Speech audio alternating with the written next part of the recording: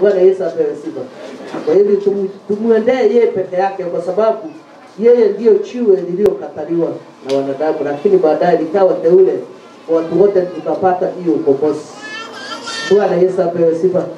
Kwa hivyo wakati unaenda kusoma katika maandiko ya Ufunuo 7 kuanzia mstari wa 5 kuendelea chini, tuone yale Yohana alipokuwa amefunuliwa.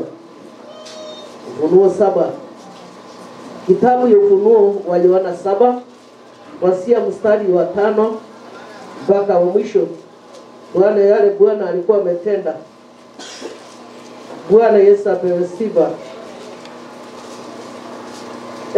Wakati huu maandiko yananiambia kwamba wakati wa ufunuo wa Yohana, Mungu alikuwa amemfunulia makubwa kulingana vile yeye alikuwa anaenda mbele ya Bwana. Yohana alikuwa mwaminifu katika njia za Bwana, na alikuwa ameacha katika njia sio mfurahisha Bwana, akaamua kumrudia yeye.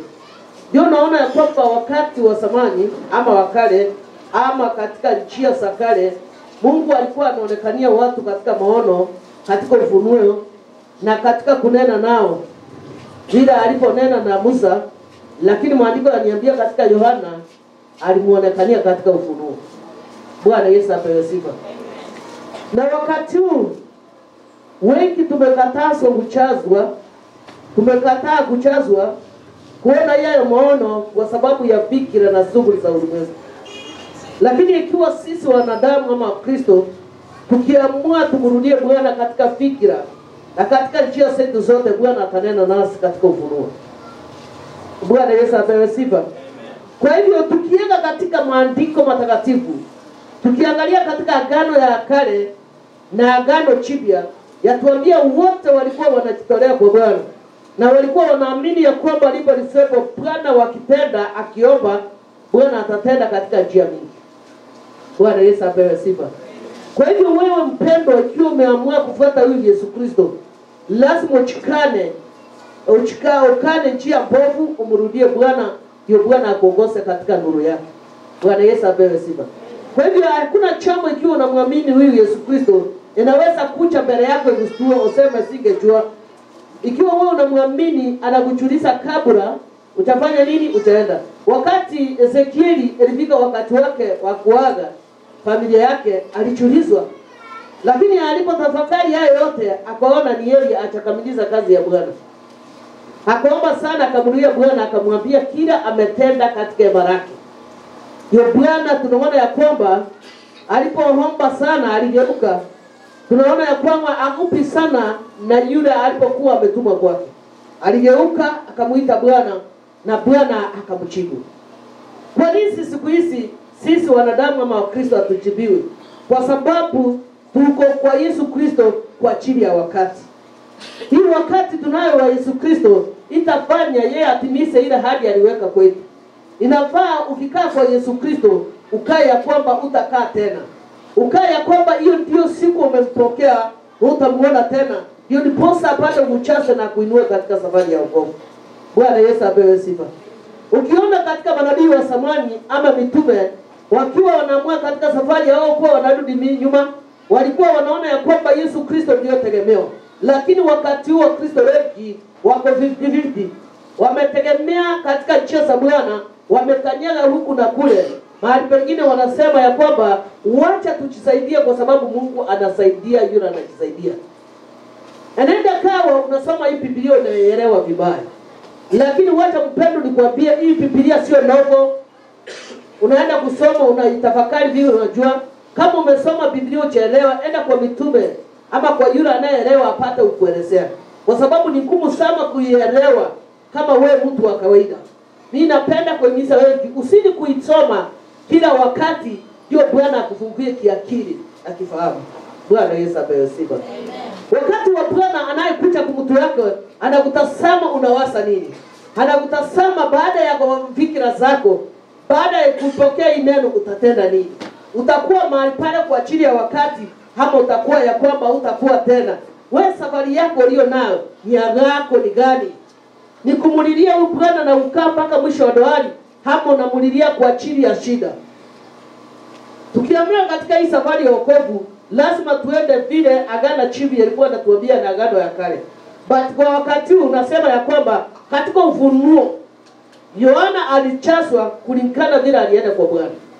Ukienda kwa Bwana ukiwa una madoadoa atakuchasa na kufunulia.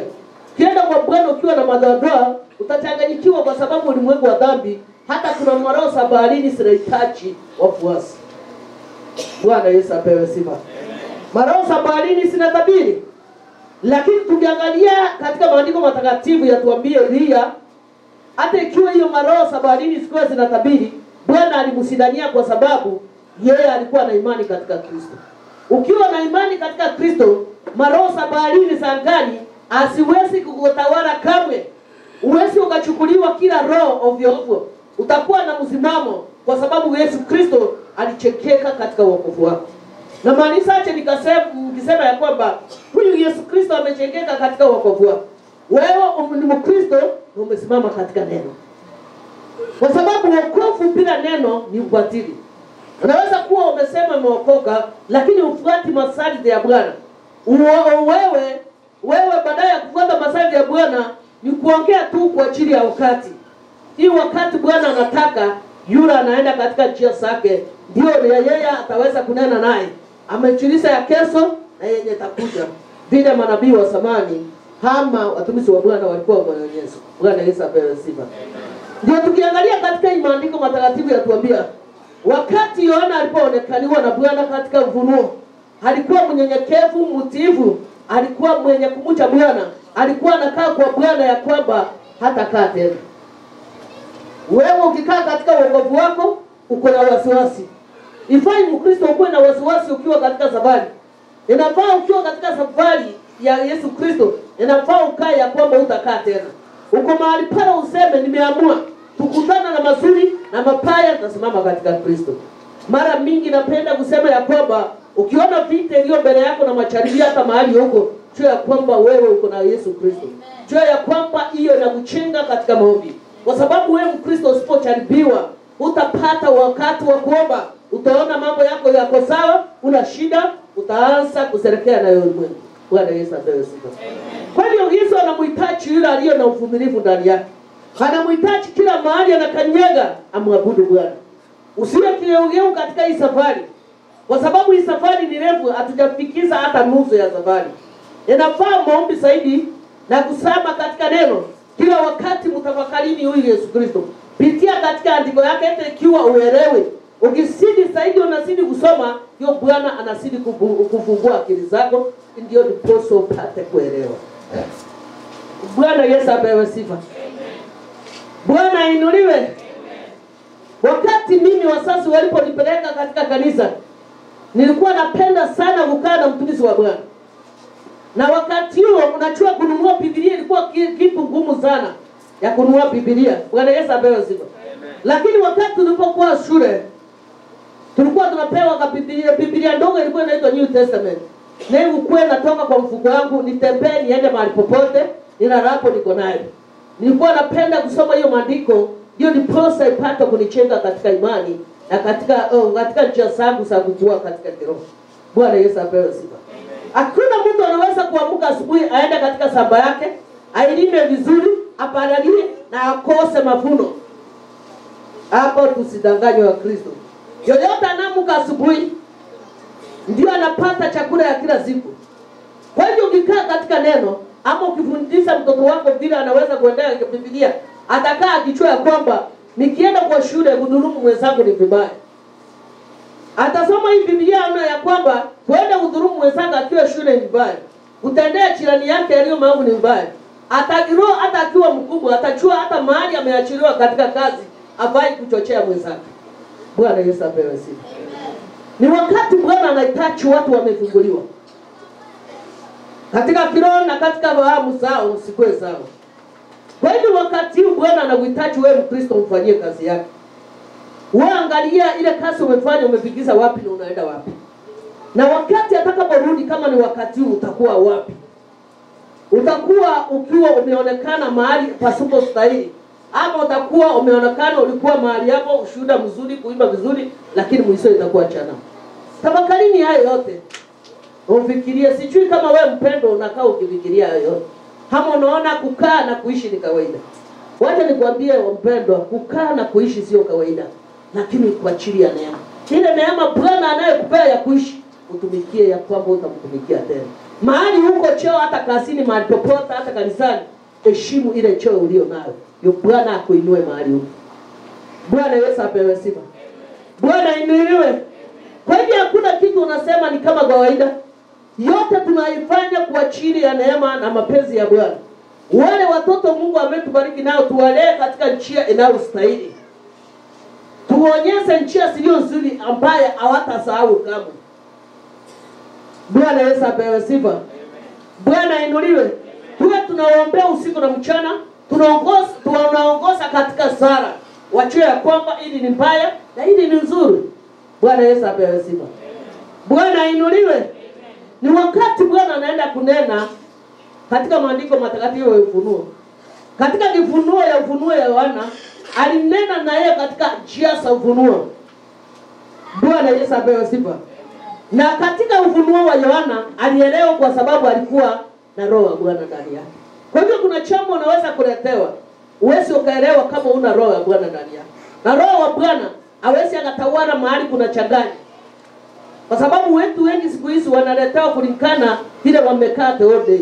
Lakini ikiwa wewe kila wakati unatubu, Mungu anakuja kwako, anaonekana wakati ufao. Watu wengi tumeshikwa na shughuli za ulimwengu ama kikazi. Hatuna wakati wa kumuomba huyu Bwana hata dakika. Hakuna wakati atakutafuta. Wewe utatafuta Bwana wakati wa kumwabudu Bwana. Usiseme ya kwamba niko busy siwezi nikaomba. Bwana Yesu apewe sifa. Kwa sababu hakuna wakati utakuwa ukosa kuwa busy upate kuomba. Hata mahali uko mahali pale kazini unastahili umwambie Bwana maneno mawili. Lakini kumbuka yale mambo unamwambia ni kwa njia ya imani. Bwana Yesu apewe sifa. Ukiwa safarini, ukiwa kazini, ukiwa mahali popote huko katika kazi yako, mwabudu Bwana. Mche yeye, ogopa kutenda yaliyo maovu. Kutenda yaliyo maovu ni kudhulumu jirani yako, rafiki yako, ama kupiga mwingine vita kiziriziri. Mwambie ya kwamba umempenda. Bwana Yesu apewe sifa. Katika maandiko yatuambia kwamba agano mpya, upendo ufunika dhambi. Bwana Yesu apewe sifa. Tunaambia kwamba hiyo ndio amri ya Bwana kubwa. Tukae na upendo. Ewe ni mchawe, ewe ni mganga, nikupende. Bwana akamilishe kazi yake.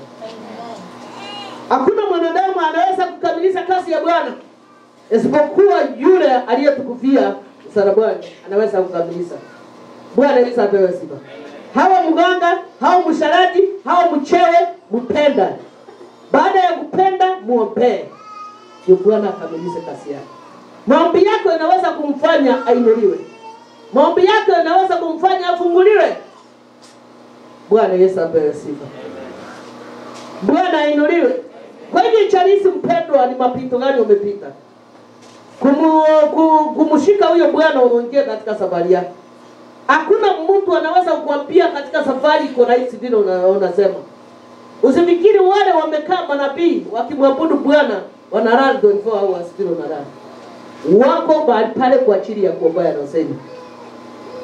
Kwa hivyo usichokuwa nabii ama mtumishi wa wewe yote, kwa sababu haikuombea muombe wewe kafika. Wako mahali pale wamewekwa kwa ajili ya kuombea rozeni. Bwana Yesu apewe sifa. Bwana inuliwe. Tuangalie katika maandiko ya Ufunuo 7 kuanzia 5. Hii ni wakati Bwana alikuwa anatenda makubwa kwa watu wake. Na katika hiyo alikuwa ameonekana kwa Yohana katika Ufunuo. Maandiko yatuambia hivi, wakati Bwana alipofika katika hali ya kunena na Yohana, alinena katika Ufunuo 5 yatuambia, kwa kabila ya Yuda 12,000 waliotiwa muhuri. Wa kabila ya Ruben 12,000, wa kabila ya Gadi 12,000, wa kabila ya Aseri 12,000, wa kabila ya Naftali 12,000, wa kabila ya Maseni 12,000, wa kabila ya Simeoni 12,000. Kwa kabila la Lawi 12,000. Kwa kabila ya Isakari 12,000. Kwa kabila ya Zabuloni 12,000. Kwa kabila ya Yusufu 12,000. Kwa kabila ya Benjamin 12,000 waliotiwa muhuri. Bwana Yesu apewe sifa. Sijui kama wapendwa mnaelewa hii maandiko yatuambia nini. Wakati Yohana alipokuwa amefunuliwa chambo, alipewa vile inaelekea kwa kila kabila.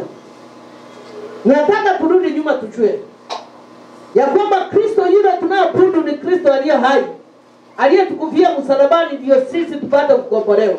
Bwana Yesu apewe sifa. Bwana inuliwe. Ukienda katika hema la Bwana, uabudu kanisa, unabudu yule aliyekufia. Kwa hivyo wakati wa Bwana atakaporudi, aliwawanya kila mtu kulingana na mapenzi yake. Kwa hivyo imani yako ndiyo itakuchukua mbinguni. Hatutaenda kuachia ya kikanisa, tutaenda kuachia imani. Bwana Yesu apewe sifa. Kwa hivyo wewe useme mimi ni Mkatoliki, wewe useme mimi ni CDA na chunga Sabato, wewe useme mimi ni PSC, Mungu atakucha kupiga muhuri kulingana na imani yako. Amen. Bwana Yesu apewe sifa. Wakati wa kurudi wake mwana wa Mungu ataingia kila madhabahu. Angalia wale waliomwamini. Akienda Catholic anaona ni nini? Inaonekana mahali pale ni wangapi waliomwamini kumwabudu katika roho yake kweli. Atachukua 5. Akija na Bible Christian Church ataona ni 5. Atachukua hao. Ataenda mahali pengine SDIC ataona ni wangapi. Ataenda akiwapiga muhuri, akukusanya walio wake, waliomwamini. Kwa hiyo imani katika Kristo ni moja. Usije ukasema yule mkato kia na imani. Usije ukasema ni hiyo ni PSC ana imani. Usije ukasema yule ni ako na imani kuliko yule, hapana. Yeye atakucha kutazama kile kilio ndani yako. Wakati aliyekiweka kilizaa matunda mema ama mapofu. Bwana Yesu apewe sifa. Na maanishaje nikisema matunda mema ama mapofu? Unaweza kuwa umesema wewe ni Mkristo umeokoka, lakini ndani yako kuna wivu na chuki. Tayari uchazaa matunda yale mema Bwana anataka. Akienda katika Catholic anaona yule ako nayo, anapiga sala yake na kweli kweli ndani yake kuna upendo, anampiga muhuri, anasema anastahili. Kwa pamoja, wakati mwana wa Mungu atakaporudi, ataingia kila kanisa na kuchagua walio wake. Ataenda kuangalia ni kanisa gani ilikuwa inamwabudu zaidi. Ataangalia as individual, ulikuwa umetenda nani. Kiwa ulikuwa umepewa cheo kwa kanisa, ulikuwa na upaguzi, ulikuwa unaenda ukifanya nini? Kiwa ulikuwa mahali huko, ulikuwa unafanya kazi gani? Tuheshimu ile vio tulio nayo, tusije tukasusu. Ulikuwa daraja kwa ajili ya kuingiza wengine ama ulikuwa ina gani? Kuna wale mahali pale wako kwa ajili ya kuwa daraja. Na mara mingi nasemanga daraja ikiweka mahali ikioze na Mungu. Uchume mpendo usije ukawa daraja kwa wengine. Bwana Yesu apewe sifa. Kwa mwenye imani na mwenye kuomba usiku na mchana. Na ile kuitwa umeitwa sio kuombea familia yako bayaga, unaombea ulimwengu wa dhambi. Sio unaombea yule rafiki unapenda, unaombea hata mchawi apate kukombolewa. Unaombea hata mganga apate kukombolewa. Unaombea hata yule alienda Kitui kukutembelea vibaya apate kukombolewa. Bwana Yesu apewe sifa. Amen. Hiyo njia nchini na mafundisho Yesu Kristo alituachia.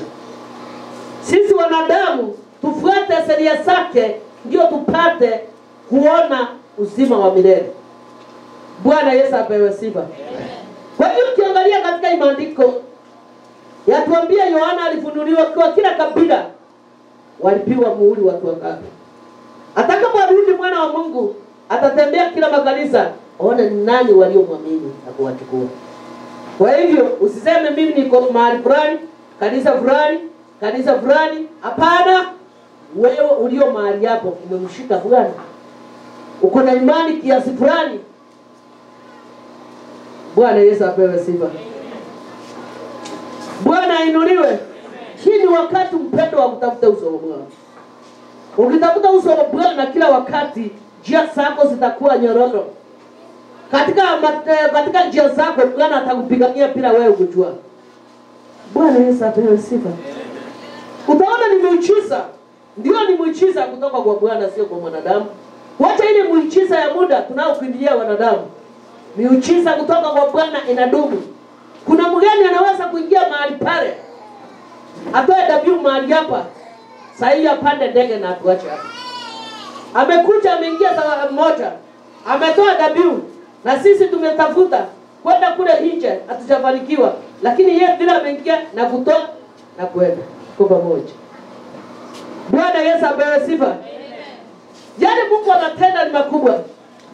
Anakuangalia ndani yako unahitaji nini. Kabla ya kupiga magoti chini, anachua huyu amepiga kwa ajili ya sababu hii na hii. Akiona ya kwamba wewe utazidi kumtumikia milele, atakusikilia mpaka milele.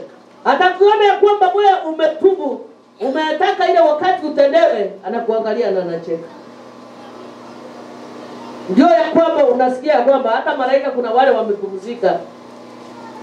Hata wamengojea watu wasukuru hawezi. Bwana Yesu apewe sifa. Bwana ainuliwe.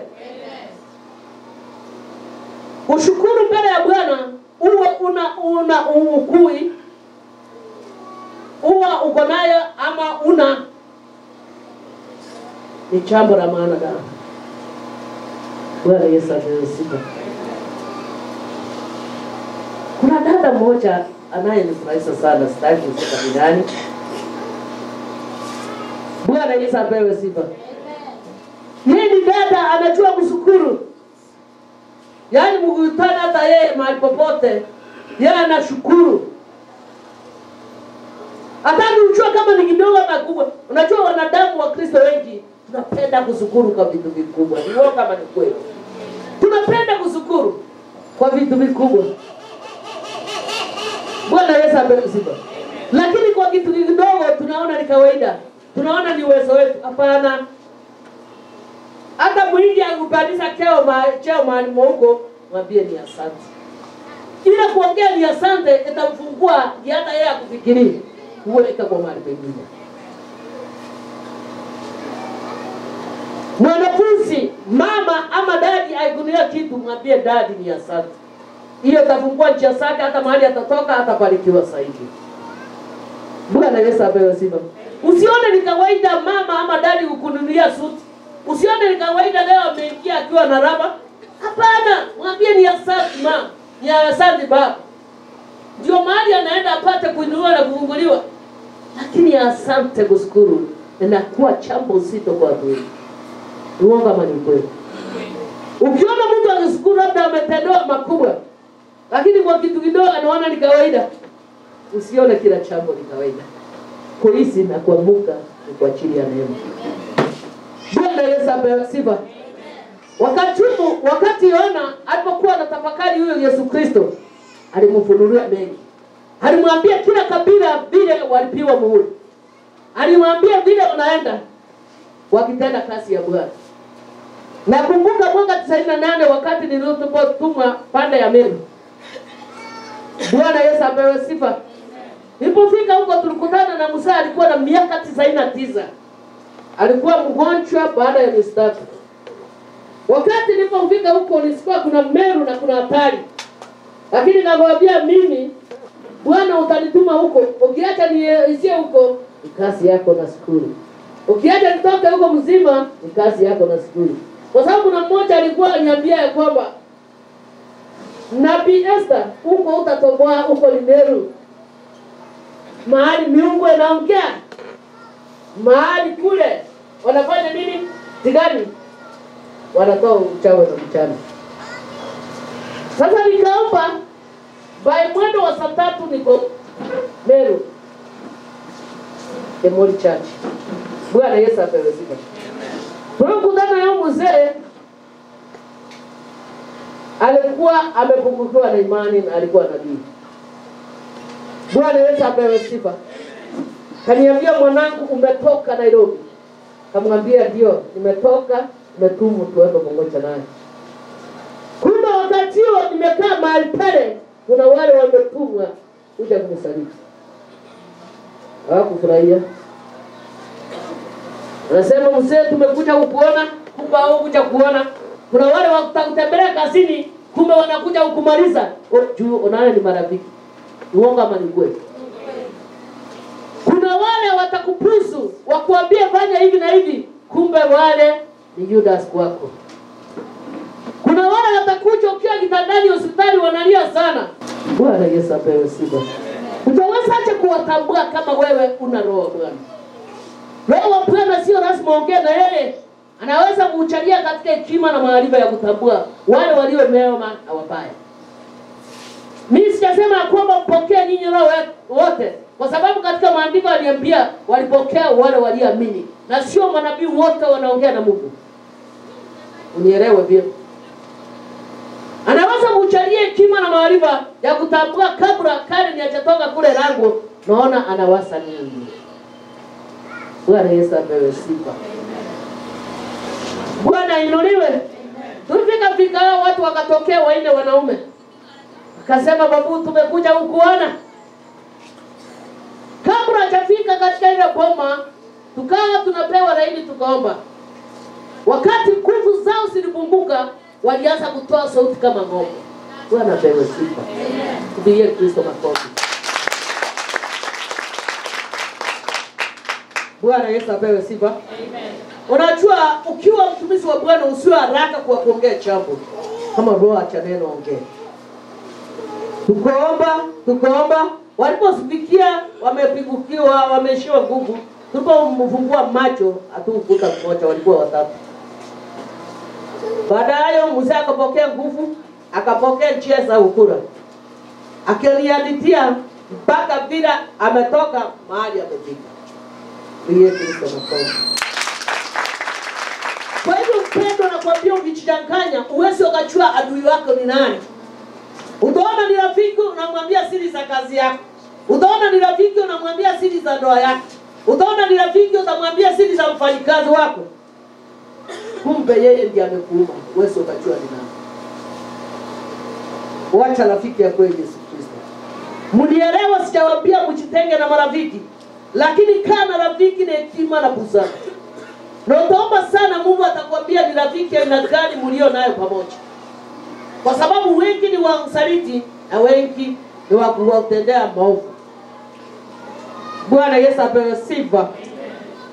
Kwa hivyo Yohana aliweza kufunuliwa hii makabila yote, na ni wakabi kwa kila kabila watapata Mungu. Vile vile mwana wa Mungu atakaporudi atanyakua kanisa lake akichunguza kila mmoja asidilike. Bwana Yesu apewe sifa. Kuja kuchukua kanisa, akuje kubeba kanisa yote, anakuja na kuchagua waliomwamini na kufuata njia zake. Kwa hivyo wewe mpendo utachagua unatoka wapi unaelekea wapi. Kiwa umepotea njia, tafuta njia ya ukweli. Na ile njia ya ukweli ni Yesu Kristo. Sio kwa mchawi ama mganga kuongoze, tafuta njia. Wakati nilipokuwa shule primary, kwa naambiwa, mama alikuwa anakujua naambiwa wewe usipotengeneza huyu msichana wako hata pita 8. Ngamuuliza kutengeneza ina gani tunaenda kutengeneza? Utaenda acha yako ndogo, uoge mwili, peleka kwa mganga. Mganga ataenda kukupa. Ngauliza mama, hiyo ni nini hiyo mama ametoka hapa amesema? Unajua mganga na mchawi njia yao ni moja. Usiambiwe kwamba anakuja kutibu your wasting time.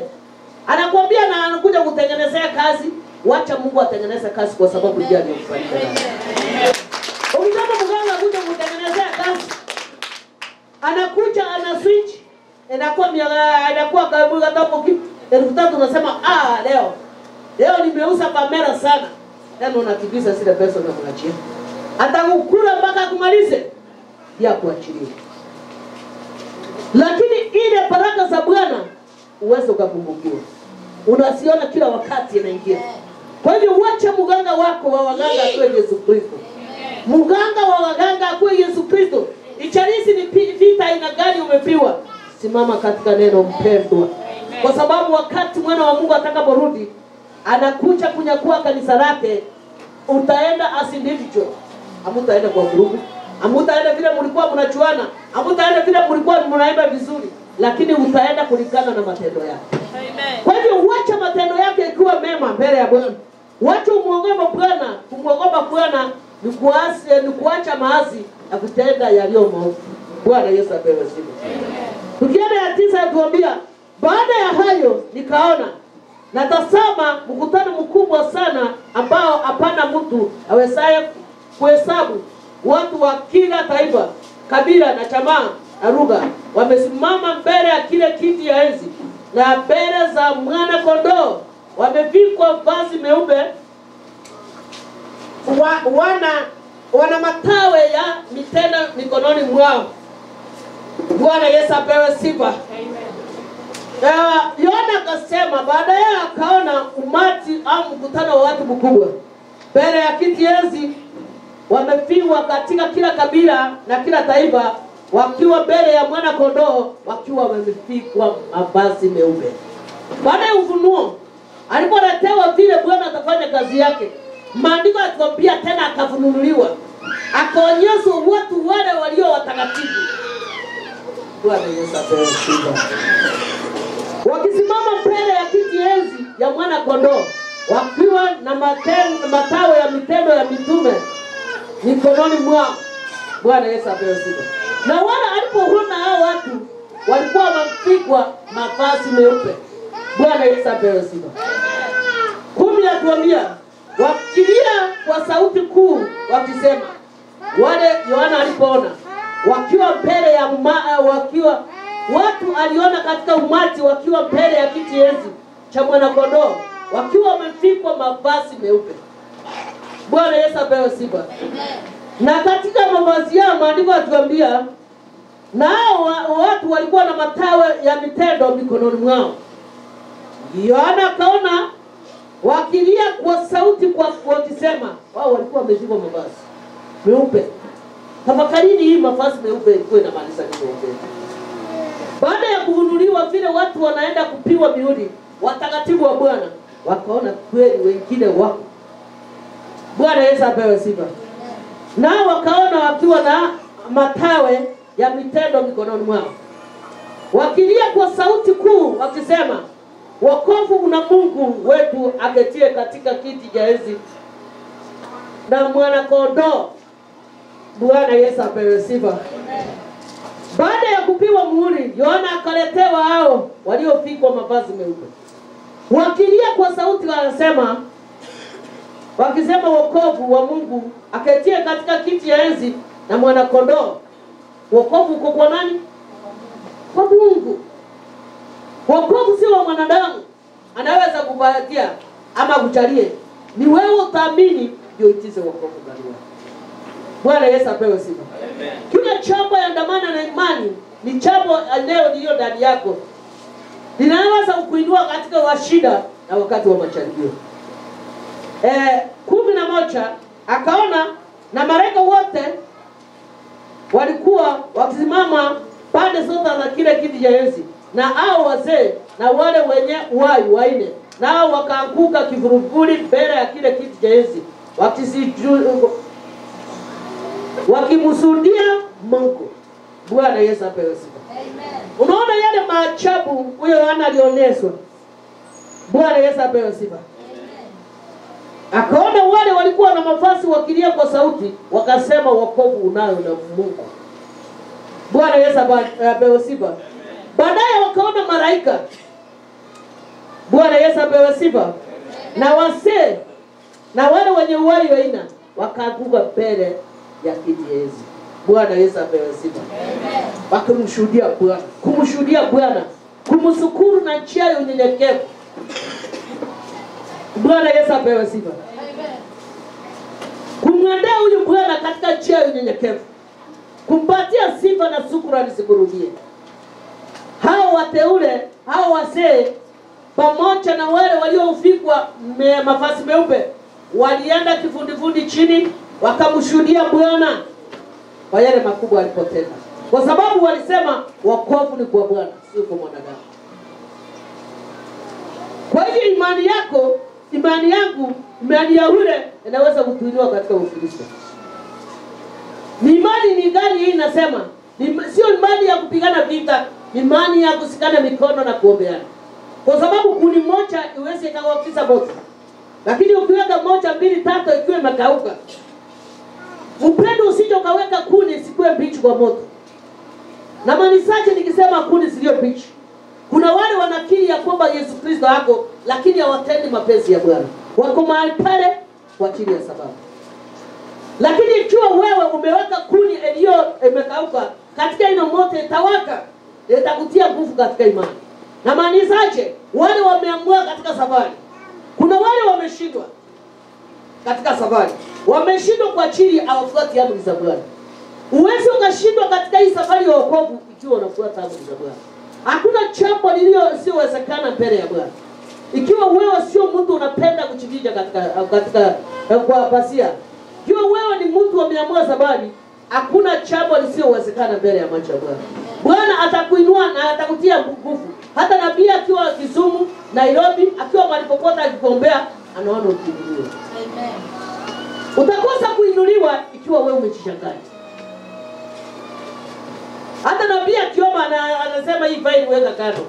Unazidi kuombea na huyu mtu, ongojea wakati wake. Bwana Yesu asifiwe. Amen. Mkumbuka nawaambia sio manabii wote wanaongea na Mungu. Yohana alikuwa ufunuo. Musa alikuwa anaongea na Mungu. Lakini baadaye tunaambiwa ya kwamba hakujulikana mahali alifanya nini? Alizikwa. Ndio tunasema hasira huleta hasara. Bwana Yesu apewe sifa. Kwa mkamilifu wakati unaenda mbele ya Bwana unamwambia kwamba mimi mwenye damu. Mimi ni mwanadamu wa kawaida. Nafaa katika njia zangu wewe ndio unanikontrol katika maisha yangu. Si unasema unaweza? Tukiwa hapa hatuwezi. Lakini Mungu anatuwezea kwa ajili ya ile imani tulio nayo. Mungu atakushindia vita kazini ukiwa uko na imani. Mungu atakushindia vita katika ndoa ikiwa utakuwa na imani. Mungu atakushindia vita katika watoto wako ikiwa utaamua kufuata. Bwana Yesu apewe sifa. Kwa hivyo kila kitu mpendo tusione kama ni ya kawaida. Tuone ya kwamba ni neema ya Bwana. Tuone ya kwamba ukusanya siku ya leo kukutana mahali hapa. Sio ya kwamba sisi ni wakamilifu. Wakati Bwana ametupatia wakati wa kutubu na kumrudia. Kwa hiyo mpendo mahali huko, jua ya kwamba Bwana amekupenda. Amekupatia wakati wa kutubu na kumrudia. Ichalizi ni mapito aina gani umepita? Ichalizi ni vita aina gani uko nayo? Ichalizi vile umemwaga damu, lakini Bwana anahitaji roho yako. Bwana Yesu apewe sifa. Ndio kwa sababu amekuweka. Kuna wale walikuwa wanatarajia kuiona siku ya leo. Hawakuona, walikuwa upili watumishi wa Bwana hawakujua. Lakini wewe chombo kilio kidaifu amekupatia chance ya kuiona. Hii chance usitupe. Omba kwa Bwana. Na yeye atakufungua, atakuonyesha njia. Atakuonyesha njia mpendo ikiwa utamuitiza akuonyesha njia. Sio kusema ya kwamba Bwana anajua. Bwana anasema tukirini mbele yake ndio Bwana apate kutenda yaliyo makubwa. Haleluya. Bwana Yesu apewe sifa. Maandiko yatuambia kwamba wale wasee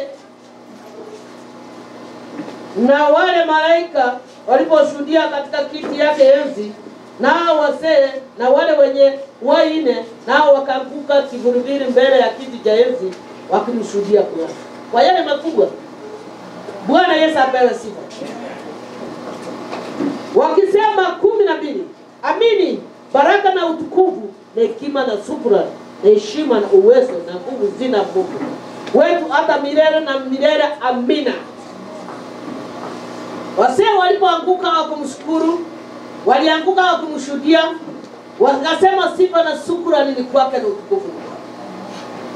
Kwa hiyo yeyote ametenda tunamrudishia asante.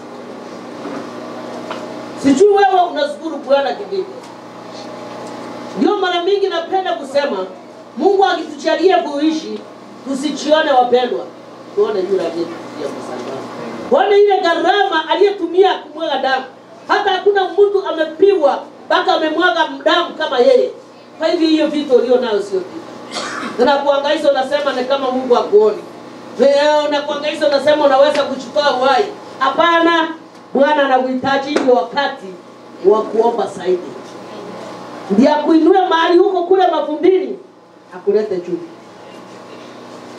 Ameachilia hiyo ndio mkumbuke.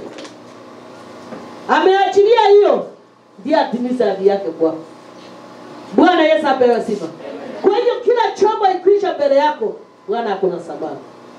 Usione ya kwamba wewe amekuacha, ametimizia wengine. Na mahali wamefika sio kwa sababu wao wamejiweza, wamepitia mapito kama haya. Bwana Yesu apewe sifa. Bwana ainuliwe. Kuna ndugu mmoja alikuwa ya injinia Mombasa, alipogonjeka au kuwa anaweza kupepa hata lita moja ya maziwa. Wakati maombi yalipoomba akainuka, alitolea, alikuwa nabii. Kama nafikiri na manabii au vita. Kwangu nasema ni chakula ya kiroho. Kwa sababu baada ya kukutana nao, najua Mungu ataninua. Atanipeleka stage nyingine. Kwa sababu uwezo ukainuliwa kama una vita. Usidanganye. Atakuinua, atakupeleka kiwango kingine. Kiona vita, kiwa wewe ni mtumishi, kiwa ni nabii, kuna mambo yale mazuri yaliyo. Bwana Yesu apewe sifa. Lakini tuache kujidanganya kwamba tunajiombea. Kama tungekuwa tukijiombea, mwana wa Mungu wake aonekane ukombozi. Bwana Yesu apewe sifa. Amen. Bwana inuliwe. Amen. Wakati ndugu alipiwa vita, akachaguliwa. Unajua hata Shetani alitisa ruhusa aende kumjaribu Ayubu. Bwana Yesu apewe sifa. Nani anaweza kusimama bila Ayubu? Kuna yule anaweza kusimama kati yetu? Alitisa ruhusa aende kumjaribu Ayubu. Yale yalitendekea Ayubu, wakakutana marafiki wengi walimwambia mambo mengi. Vile wewe uko na vita na shida, unaweza kupata wengi. Wanakuambia fanya hivi, fanya hivi, fanya hivi, ndio utashinda. Lakini hakuna mtu ameweza kuambia simama katika neno.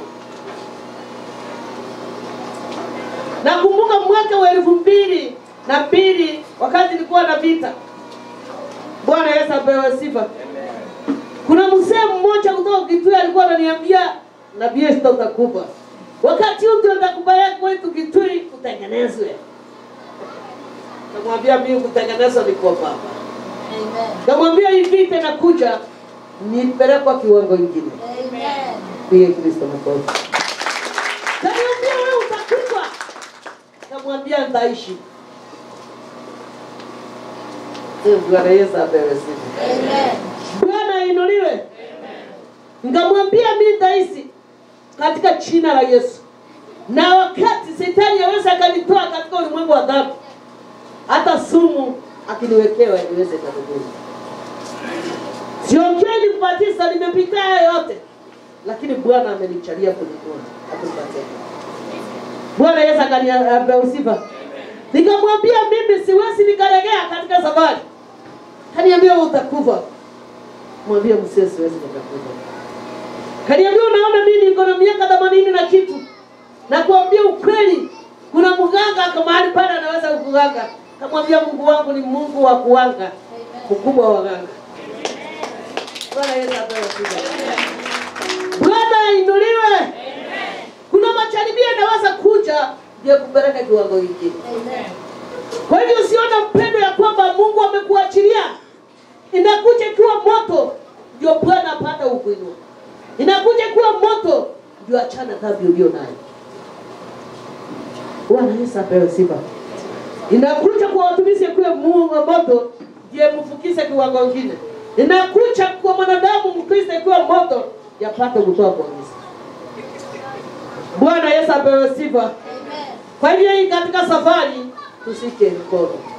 Tusije tukapungukiwe. Ningambia mzee siwezi nikaregea katika hii safari kwa sababu Mungu ako pamoja nami. Nakumbuka kila alinena nami mwaka 97. Sasa hii siwezi nikakupungukiwa na imani. Kaniambia wewe. Arudi nyuma na nyamaza. Kaniambia wewe msichana. Kaniambia mimi mama, mimi sio msichana. Bwana Yesu apewe sifa. Kaniambia utakufa tu. Mwambie siwezi nikafunga. Wakati anatoka tunaweka mlango, tunafunga, tunaomba. Kwa naomba namwambia Mungu, na najua kwamba unatembelea. Kuna manabii wako. Manabii kamili. Unanielewa? Sio manabii wa mabahari wale waliojaribu Elia. Kamwambia wewe, najua wewe ni Mungu uliyeniita nikuwa mtoto mpaka saa hii umenisimamisha. Nataka kuona nabii wako. Kiwa ni tabio niambie nimekuasi mwana wangu. Kiwa ni vita unipiganie. Kiwa ni mateso unisenganie hiki kikombe. Kumaliza wiki nilitumia mnabii kutoka Embu. Bwana Yesu apewe sifa. Kwa hiyo mkiona hii hekalu msione ni ya kawaida. Ni hekalu yenye iliitwa legachukizwa na Mungu mwenyewe. Amen. Bwana Yesu apewe sifa. Amen. Baada ya wiki kapata nabii kijana wa miaka 70. Wachana kusema dawa ndio nilimwamini Bwana. Wachana kusema nikimaliza shule nitakuwa na imani. Ile Daudi ndio nao. Uwe mtoto, uwe mtu mzima, muamini Kristo. Ati mimi ni kijana siwezi nikaokoka. Mimi ni kijana mdogo siwezi nikaokoka. Wacha nifanye nini nifurahie na mchana wako. Nani anakuambia? Haiwezi ni mchana wako. Mchana wako lazima utuze. Uhesabiwe kuwa mwenye haki katika mwanadamu. Ndio wakati ikifika wakati wako, Bwana akupatie ndoa iliyokamilika. Yaani uwezo kaenda ukatolea dhabihu katika kanisa. Uongo ama ni kweli? Itasimama. Kwa sababu itabiwa vita. Ukishachunga utakatifu na ukikaa utakatifu wako mpaka wakati wako naambia Bwana sasa nataka ukuona katika hii safari. Ni sito lakini nisingania wakati ikifika nenda pamoja na. Bwana Yesu apewe sifa. Jamaa kijana wa miaka 17 alikuwa anaitwa John wakati alipoingia. Aliniita dada. Bwana akatenda makubwa, huyo kijana akapitia kwa nani? Kwa huyo mzee. Unajua kuna jambo Mungu anaweza kufanya uone ya kwamba ni kawaida. Mungu alipitia kwa huyo mzee yaamini ya kwamba Mungu wako. Alimwambia mimi nataka kuona nabii Esther. Akamwambia huyo nabii amelemewa. Unajua mwili naweza kuugua lakini roho isimama. Kwa hiyo injilisti yule atakupiga katika mwili. Injilisti yule atapigana na vita na kazi ya mikono yako. Lakini ndani yako usimame. Amen. Mwambie Bwana hayo yote utaregeza. Najua hiyo ulimwengu itapita lakini neno lisitoke ndani yako. Alipitia kwa mzee na mzee ndiye alikuleta. Nilipoona na yeye nilicheka tu. Nikamwambia mzee mkono na hai, imani yako ni kubwa ma. Imani yako ni kubwa msichana. Alikuwa ananiita hivi. Kaniambia hii ni nabii toka hebu. Tukakaa tukaongea tukaomba. Akauliza huyu kijana hata huyu bila ako hivi na anaomba sana. Hata ama ni hii maombi sana anaomba. Yesu apewe sifa. Amen. Bwana ainuliwe. Amen. Usichokawa daraja kwa wengine. Jamaa alituma kwangu akaomba nikatiwa nguvu na usinika sana nikiona alipo katika utakatifu.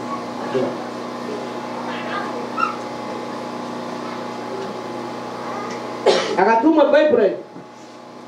Akafungua kanisa huko lakini yuko endelea. Ni muomba Mungu. John, nabii John anaendelea hiyo kanisa. Iliisha. Mama kanisa tumekaa na yeye miaka yaenda miaka rudi. Sisi 97 tujuana na yeye. Sio yeye. Sio Mungu aliyo kanisa unaona mjana. Akwambie John hayuko. Alianza kutabiri kinyume. Kwa sababu alijua ni nini. Kumwombea sana. Si Mungu anatenda. Kumbea mwenzako ni Mungu anatenda. Tunakwambia usiwe daraja kwa wengine. Kwa mtu ukiwa daraja, ukuwe daraja ile ya kudumu, sio kusijida kukuwa. Mungu akajaribu kurekebisha, akaniambia wewe nyamaza, wewe ni msichana hujui kitu. Sasa tusiana kaa. Twende mlimani tuombe, urudiziwe nguvu, ombe msamaha. Bwana, ninataka vitu kubwa. Wao na wake 3, 4, 5. Bwana Yesu apewe sifa.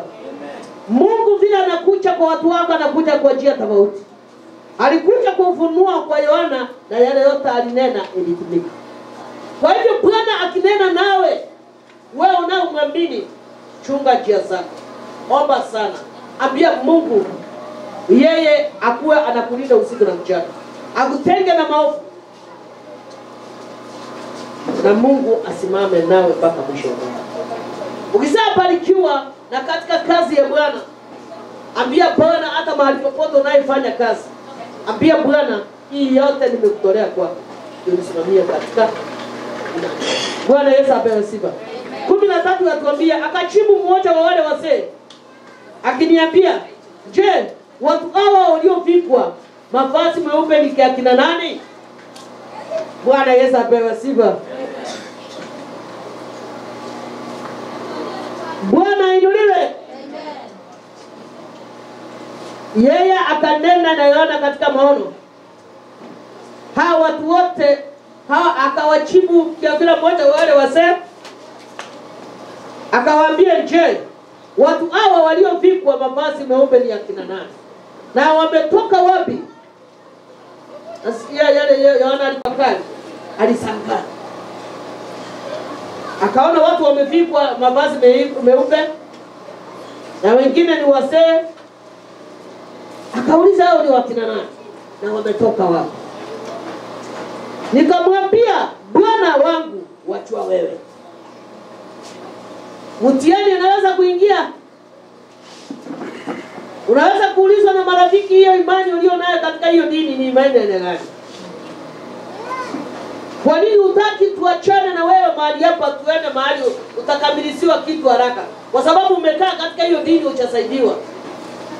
Unajua wengi wachoka katika safari. Safari inahitaji uvumilivu na imani. Unampendwa ama kuna rafiki anaweza kuambia, mimi naona unaenda sana katika hiyo church, lakini sijaona ni faulu. Wewe mpendo utamchimu aje? Bwana Yesu apewe sifa. Bwana inuliwe. Bwana akamuuliza akamwambia, Bwana wangu, wachua wewe, hawa ni akina nani walio na mavazi? Nani wasi? Yeye akamjibu, wachua wewe. Akaniambia, hao ndio wanatoka katika diki ile iliyokuu. Nao wamevua mavazi yao na kuyafanya meupe kama damu ya mwanakondoo. Haleluya. Amen. Tupigie Yesu makofi. Wakati Roho Bwana alipoonyesha Yohana yote, akamwambia, tazama kuna wale wazee wameviwa mavazi meupe ya kina nani? Yohana ni mwenye alikuwa amechekeka katika hekima. Na kila mara nawaambia, Bwana hawezi kukupatia hekima ikiwa wewe utamuuliza hekima. Hawezi kukupatia roho ya uvumilivu ikiwa wewe utamtiza uvumilivu. Hawezi kukupatia roho ya kusamea ikiwa wewe utamwambia Bwana unipatie roho ya kusamea wale wamenitendea maovu. Hawezi kukupatia roho ya upendo ikiwa wewe utamwambia Bwana nataka nipende huyo mtoto wa jirani yangu, nipende huyo adui yangu, hiyo vita yake ipigane na yeye. Bwana Yesu apewe sifa. Ndio naona kwamba wakati Bwana alinena na Yohana katika ufunuo, akamwambia hao ni akina nani? Vile Yohana alikuwa katika hekima, akamwambia yeye anajua. Hakuanza kuhesi, hakuanza kusema iko hivi, lakini yeye akamwambia wewe unajua. Bwana akanena akamwambia wao ndio wametoka katika diki kuu, nao wamevua mavazi yao na kufanya meupe katika damu ya mwana kondoo. Wale watastamili kusimama katika majaribio, ndio Bwana atakuinua. Wewe utakaokaa na kuvumilia ndoa yako hata ikiwa na vita, Bwana atainua. Sio maana unaambiwa na rafiki wachana na hiyo kanisa, wacha nikuone nikuonyesha. Wachana hii nabii ya kanisa, wacha nikuonyesha nabii mwingine. Kuna manabii wa Baali walionekana kwa Elia, lakini Elia wakati alisimama katika maombi alishinda manabii wa Baali. Na kuambia hao manabii hawakuishi katika ulimwengu wa dhambi. Wengi wanaweza kukuambia kwamba labda huyu mtumishi wako akwambie vizuri. Wengi wanaweza kukuambia huyu mtumishi wako hataki ufunguliwe. Hao ni manabii tu ndio. Tawezaje kuwatambua utawezaje kuwatambua kama hao nabii sio wa Mungu? Utawatambua ikiwa wewe utakuwa na msimamo katika safari. Wewe ukawatambua ikiwa wewe utakuwa na msimamo. Ukiwa wewe ni mtu wa kuyumba kila wakati. Leo uko Tanzania katika nabii, leo uko Kisumu kwa nabii mwingine, leo uko mahali pengine. Sasa umechanganyikiwa kiakili. Wewe ukasimama mwambie Bwana, sasa nataka uniongoze. Kumbuka mwaka wa 2002 niambia Bwana, nataka mimi uniletee yule na nabii wako, nabii ulioita kweli kweli. Nijua kuna manabii wengi. Manabii wengi walikuwa wanakaa mahali nakaa, lakini mimi nilisema Bwana, kabla sijatoka katika nyumba yangu, niongoze katika nabii. Sitaki Bwana kwa sababu naona ni nabii. Kwa sababu kuna manabii wa Baali walizindana na Elia, walishinda Elia. Hawakumshinda. Bwana Yesu apewe sifa. Na wakati nilisimama katika msimamo ndio Bwana alituma. Bwana Yesu apewe sifa. Na akanena na Bwana akatenda. Kwa hivyo ni wewe utakuwa na msimamo katika utakatifu wako na Ukristo. Katika neno, ambie Bwana alipo, wacha kuzunguka huku na huko, uko Tanzania, uko Nairobi, uko mahali fulani. Simama katika neno. Mwambie Bwana, sasa nataka kukuona. Bwana Yesu apewe sifa. Ukiangalia katika hii kitabu ya Ufunuo yatuambia Yohana alishangaa sana. Akauliza Bwana ya kwamba hao ni akina nani? Akamwambia hao ndio wamesimama katika dhiki. Kwa hivyo kushinda vita sio utashinda ukiwa umelala kwako unakula na kunywa. Utashinda vita ikiwa utasema katika maombi na kuomba kwa imani na kuwa na roho ya msamaha. Bwana Yesu apewe sifa. Na kutenda yaliyo haki. Utasema kwa maombi ikiwa umechanganya. Maombi yako itafika hewani. Manabii wa hewani waichukue. Wakueleza wakwambia kwamba hata hiyo kanisa unaenda sio kanisa. Nafaa utembee. Ujue vizuri. Bwana Yesu apewe sifa. Amen. Wewe simama katika msimamo. Mwambie Bwana, sasa nakuhitaji katika hii safari. Naona nisito imenilemea, lakini nataka nichukue kweli. Kenya kinanikula, jua mimi muasi, nimetenda dhambi kwa vita unichulize. Lakini wengi tunasimama tukisema tumeelewa. Tunaenda kazi inaisha, tunasema ya kwamba tumechezewa na maovu. Lakini atuulize ya kwamba Bwana, mimi nimetenda dhambi mpaka hii kazi imeisha. Mimi nimetenda dhambi mpaka hii kwangu imefungana, ama ni nini? Ukitaka kutendewa mema, tendea wengine mema. Ukitaka utendewe mema, tendea wengine mema. Bwana Yesu apewe sifa. Bwana ainuliwe. Bwana akanena akawaambia, hao ndio wale waliotoka katika dhiki, wamevaa mavazi makuu. Nao wamepiwa mavazi yao na kufanya ulipo katika deni. Wale waliovumilia katika shida. Kama ukivumilia ukimuita Bwana, usitake haraka. Jua kwamba kuna maelfu wanataka kubarikiwa. Kuna maelfu wanatafuta kazi. Lakini itategemea vile utamwendea Bwana. Wengi wamemaliza shule wanatembea na certificate kwa njia. Wamekuwa qualified lakini hawana kazi. Mpaka wengine wanashitoa uhai, wanaona kama Mungu ameacha. Wengine wameenda wa discourage watoto wengine wadogo msisome kwa sababu hakuna kazi. Bwana Yesu apewe sifa. Mwendee Bwana muulize sababu ni nini?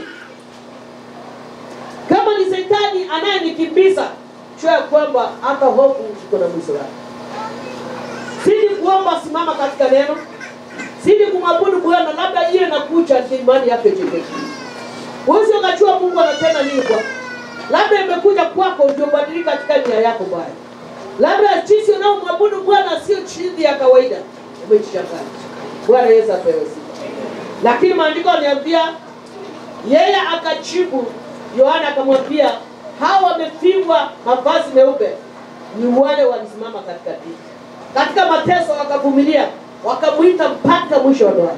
Wewe ukijaribiwa kidogo, nasema unataka kujiua. Ukijaribiwa kidogo, nasema sasa nitaachana na hii nyumba. Ukijaribiwa kidogo, nasema nitaachilia kazi chini. Huko duniani na mahali tuko ni mahali pa mateso na majaribio. Hatujafika kwa Baba tuache kujaribiwa. Hii safari tulio nayo inataka uvumilivu, inataka maombi. Maombi kwa imani bila kujichanganya itakufanya utoboe hii safari. Bwana Yesu apewe sifa. 15 yatuambia kwa hiyo wako mbele ya kiti cha enzi cha Mungu nao wamtumikie mchana na usiku katika hekalu yake. Na yeye aketie katika kiti cha enzi atatanda hema yake juu yao. Bwana Yesu apewe sifa. Hao wameona wameviwa mavazi ni wale waliopitia katika mateso na sasa hivi wako katika kiti ya enzi wakiserekea wakitumikia Bwana. Kwa hivyo katika uvumilivu wako ndiye atakuinua. Katika kuvumilia na kusema katika mambo yote yataisha. Kwa sababu hakuna shida ina mwisho. Hana kwambia utakaa na shida mpaka mwisho. Mpendo uweze ukakaa na shida mpaka mwisho ikiwa utamwamini Bwana. Shida inafika mwisho. Kila jambo iko na mwisho wake. Bwana Yesu apewe sifa. Kwa hiyo hakuna jambo ina mwisho. Hata mavazi ukinunua yaliyo masafi, mwisho wako ni kuzeeka, si ndio? Kwa hiyo hakuna jambo lisilo na mwisho. Kitu ya maana ni kusimama katika neno na kujiachilia Bwana. Haleluya. Bwana Yesu apewe sifa. 16. Hawataona njaa tena, wala hataona kiu tena, wala jua halitawapiga, wala yali iliyo yote. Bwana Yesu apewe sifa. Kwa maana huyo mwana-kondoo aliye katikati ya kiti enzi atawachunga, naye atawaongoza kwenye chemchemi ya maji ya uhai, na Mungu atayafuta machozi yote katika macho yao. Haleluya. Tupigie Kristo makofi. Kwamba wale watakuvumilia katika dhiki, wewe utakaa mahali pale ukiomba ukimuita huyo Bwana, wakati wa mwisho atakufanyisha taji mavazi meupe, utasimama mahali pale, hautapiwa jua ama mateso tena. Bwana Yesu apewe sifa. Ametoa ahadi kwa wale watasimama katika neno na kutenda ibada. Kwa wale wataenda katika safari wakizingatia sheria zake na maagizo yake. Kwa wale hawatajichanganya katika safari yao ya wokovu. Watakuwa waaminifu katika njia zao zote. Wapiwe vita wasipiwe, watasimama katika hali ya imani na katika hali ya ukweli. Bwana Yesu apewe sifa. Ndio Bwana akawaahidi akaambia Yohana ya kwamba hao atawafuta machozi. Na hao watakuwa katika atawachunga akiwa katika kiti yake. Kwa hivyo walio wa Mungu watachungwa. Amen. Sisi sote ni watu wa Mungu. Lakini kuna watoto wa Mungu uweze ukagusa kidole. Amen. Ukigusa kidole umechiraani. Hii inasema ya kwamba wakati mtu mbaya amesumbua watu mahali anakaa, kasini mahali popote, anakutuma kwa mtumishi aliyo na kibali. Amen. Wakati anakutumika inakuwa full stop. Utarudia kutenda maovu, udhulumu mwenzako. Utadhulumu lakini utamaliza kwako. Mungu ni Mungu mwaminifu. Ucharishi umetoka wapi, umefika wapi. Lakini anahitaji moyo wako. Anahitaji ukuwe na imani. Katika hii safari inahitaji ukuwe mtu wa kuomba. Na inahitaji ujiachilie kwako, lakini hataki changanya. Akaidi Yohana akawaambia wale umeona na mavazi meupe ni wale wamevumilia katika dhiki, katika mateso. Na hao watakaa mahali pale hawataona jua itawapita. Hawataona shida tena. Watakaa katika kiti enzi akiwa akiwachunga kutokana na atakuchunga katika nyumba yako ukiwa utaamua. Bwana atakuchunga katika kazi yako, atakupigania vita. Sio wewe utapigana vita hiyo katika kazi. Bwana atakupigania vita kwa kazi yako. Atakubania kivipi? Unaweza kusema siwezi nikaomba nijipiganie ama hawakuja kunipigania. Anaweza kutuma nabii. Akwambie sasa naona yeye ni uko katika vita. Tunataka tuombe hivi na hiyo vita. Si Bwana amekupigania. Ndio kwa sababu alisema mimi naachilia roho wako. Na wale watakaoamini waingie watafanya kazi yao. Sijui kama unangojea Yesu Kristo akuja afanye kazi. Kwa hivyo Bwana atakupigania vita. Kupitia wale utumishi wake ataweka mbele yako. Na wewe utakuwa na imani na utasimama katika neno. Lakini ikiwa wewe umejichanganya, hata mtumishi wa Bwana akiomba siku 24 utakufa tu. Agirilia roho yako. Ataambia umechoka kuachana. Kuna chana na kuna baraka. Chana imewekwa kwa wale wasioamini. Paradisa imewekwa kwa wale wameamua wamevua mavazi yao. Bwana Yesu asifiwe. Amen. Sijui wewe mpendwa umeamua safari kivipi. Naweza kuambia umeamua kwa ajili ya wakati. Lakini nakuhimiza na kwamba hii dunia tuko nayo ama hii safari hatujafika katikati. Nataka tuamue ya kwamba tutaamua tena. Tukae katika neno, tutumize amri za Bwana. Ukisema umefanya kosa, urudie Bwana. Bwana Yesu asifiwe. Bwana ainuliwe. Sijui kuna yule akikosea mwenzake amefili amekosa. Na hiyo roho utafili ukikosa ikiwa wewe utaitiza upili. Utakuwa na roho ya kusamea ikiwa wewe utaitiza hiyo roho. Bwana Yesu apewe sifa. Lakini niwaambie Bwana mimi nataka roho ya kusamea kwa sababu nataka kusamea lakini nashindwa. Lakini ikiwa wewe ulisamea wale waliokupiga wakukusurubisha ukamwana ukawasamea, kwa nini mimi nisisamee? Weka Yesu kwa majaribio. Bwana yeye anapenda katika maisha. Kuishi kwako na kwangu sio kawaida. Tumeachiwa hii wakati wa kutubu na kumtumikia Bwana. Tuwe wakamilifu, tuoshe mavazi yetu yakuwe meupe. Ndio Bwana wakati wa mwisho atutetea hiyo kiti yake hizi. Atufute machozi tusherekee wakati wa mwisho. Lakini tukiwa sisi wanadamu tunachanganya. Tunachiona tumuone yule aliyetukutia. Maangamizo yacha. Bwana Yesu apewe sifa. Amen. Yacha kuangamiza kwa wale wasiotii na kwenda kinyume na kusema wamefika. Hii safari ni sindo mpendwa, hatujafika katika hii safari. Inahitaji imani na maombi. Hii safari ni sindo, unaweza kutembea uone uko mwisho. Ukiona ukiwa mwisho kumbe ndio baba anakuja na kukaribisha. Chukue moyo katika hii safari. Ichalizo umekosa school fees ya kuingiza mtoto next month kwa shule. Chukue moyo. Niko na ushuhuda mingi sana ningewaambia, lakini kwa chini wakati. Jipe moyo. Usione kama ni kawaida, lakini kwa chini ya neno. Kusanyika mahali hapa tutiane nguvu.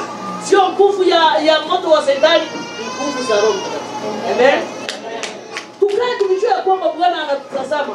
Tuogope kutendeana maovu. Tujue kwamba ukitendea jirani yako maovu, ukidhulumu mfanyikazi wenzako, hata mahali popote huko Bwana anakuona. Yeye anakutazama tu. Anaona ya kwamba wewe umeona umefika lakini hujafika. Hii safari nataka kuziana mikono. Wakati niliompea hii sherehe ya siku ya leo ya kupenda watoto zawadi, nisaka sana nikaona kuna wageni wataingia na watachukua baraka. Kuna mgeni ataingia, amesumbuka muda mrefu sana. Anakuja anatoa. Na anachukua baraka. Wakati ni hayo.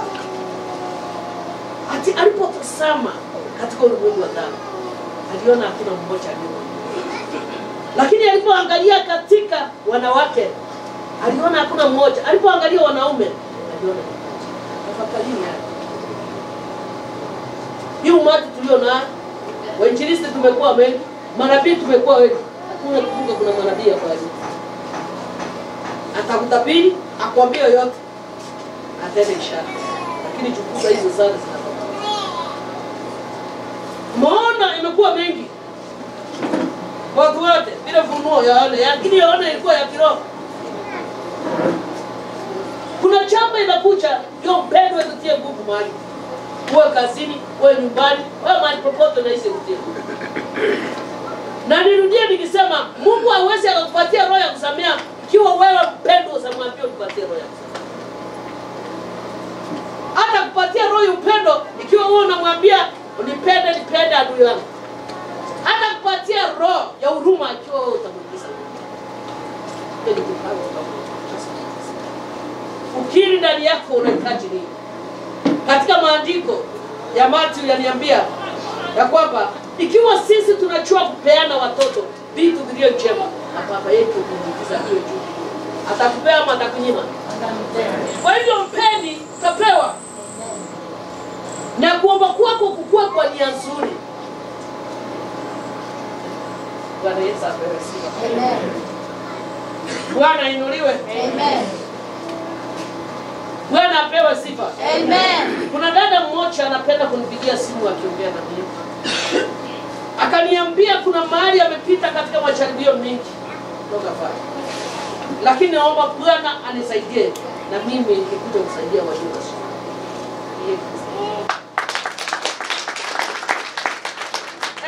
Sijui wewe mpendwa ukisapata kilio nao unasaidia nao. Unaona kuwa na kile ulicho nao ni kawaida.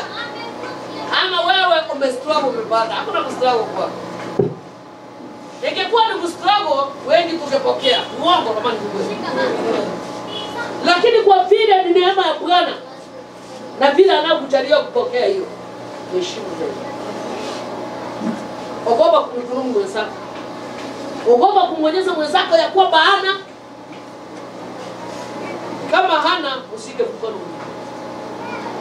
Ogopa kwenda kuongea vibaya juu ya mwingine. Kwa sababu Bwana hubadilisha. Bwana Yesu apewe sifa. Bwana ukucha wakati uvaro, harakisi wewe kuchelewa. Kwa hivyo kilio ulicho nayo kiko na mwisho. Usione ya kwamba umelia sana Bwana hawezi akaja akufariji. Kumbuka kilio chako siku ya leo, ukiamini kiko na mwisho. Amen. Kilio yako kitakuwa ya mwisho. Bora ugeuke umrudie. Usijipatie masiku ya kugeukia Bwana. Leo ndio siku yako. Leo ndio siku yako. Kwa sababu ametupea ujumbe ya kwamba tumrudie. Wacha kusema nitaomba atatubu baadaye. Wacha kusema nitaonekana nikiwa muovu mbele ya watu wengine. Wacha kusema watu leo wataniona vipi. Hapana. Wokovu ni wako mwenyewe. Katika maandiko yatuambia alienda akipiga kila kabila mihuri.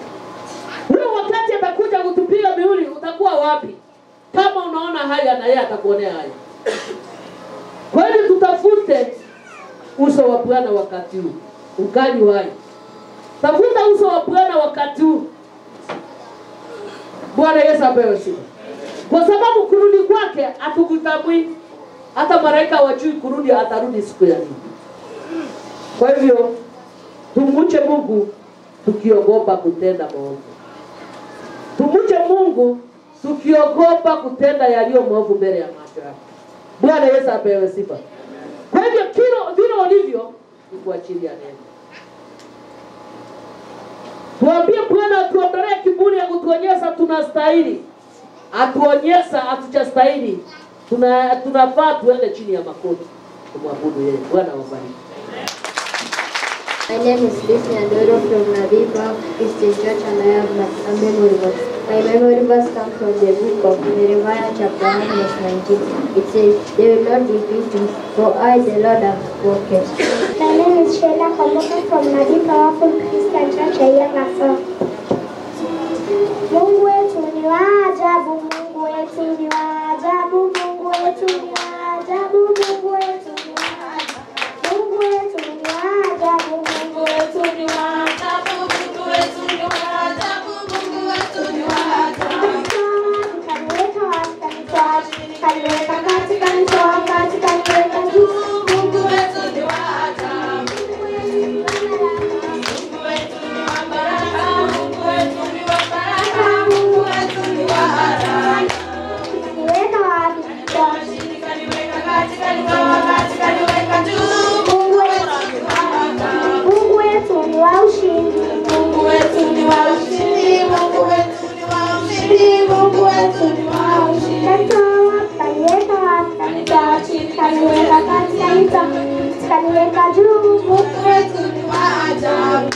Memory Verse.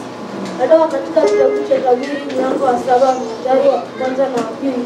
Unasema, Bwana, Bwana Mungu wangu, nimekukimbilia, uniokoe na wote wanaonifuatia uniponye. Asije akaipakura nafsi yangu kama simba, akivunja pasipokuwa na wakuponya. Amen. My name is Elvis and I have a memory verse. It comes from the book of Proverbs chapter 21 verse 19. It says, it's better to dwell in the wilderness than with a quarrelsome and irritable wife. Thank you. Leo tutasoma kitabu ya Zaburi mlango wa 3. Nasema, Bwana, watesi wangu wamezidi kuwa wengi. Ni wengi wanaonishambulia. Ni wengi wanaoambia nafsi yangu, hana wokovu huyu kwa Mungu. Na wewe Bwana ngao yangu pande zote. Utukufu wangu muinua kichwa changu.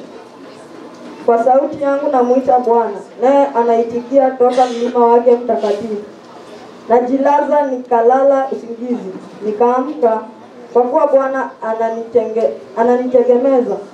Sitayaogopa 10,000 ya watu waliojipanga juu yangu pande zote. Bwana uinuke, Mungu wangu, uniokoe, maana umewapiga taya adui zangu wote. Umewavunja meno wasio haki. Wokovu una Bwana. Baraka yako na iwe juu ya watu wako.